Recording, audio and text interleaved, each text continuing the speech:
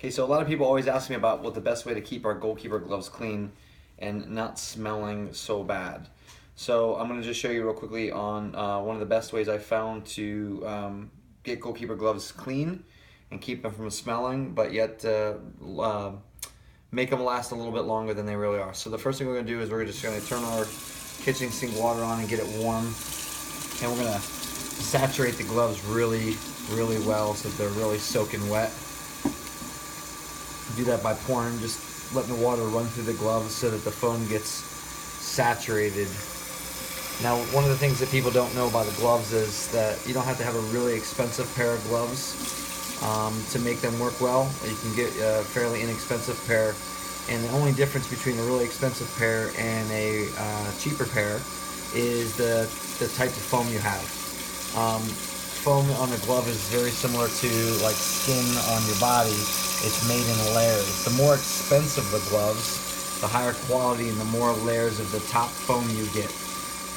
And that is what gives you the tackiness to allow the gloves to catch the ball. So once we have the gloves really saturated with nice hot or warm water, we can then start getting into the part where we're going to start cleaning the gloves. While running the water so that the foam doesn't peel away, we want to cool the water down a little bit and get it to where we just take our finger nice and lightly and just kind of start rubbing with our fingertip through the palm to start clearing the dirt out of the gloves.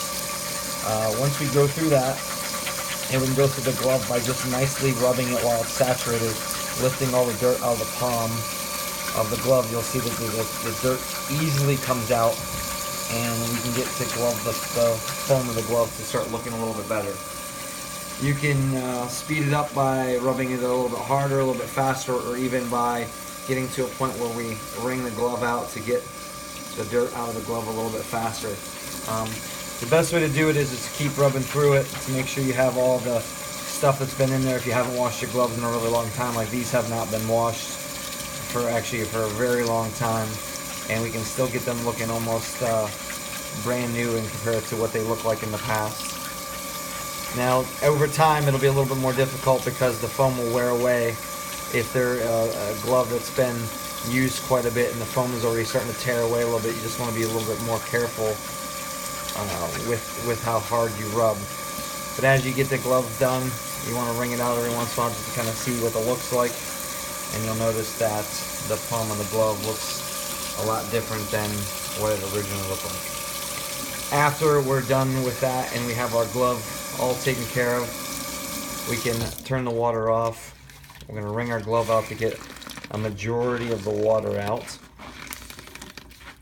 I'm not going to twist it where I tear the foam off, but I'm just going to get as much of the water out as possible and get our palm looking a little bit newer.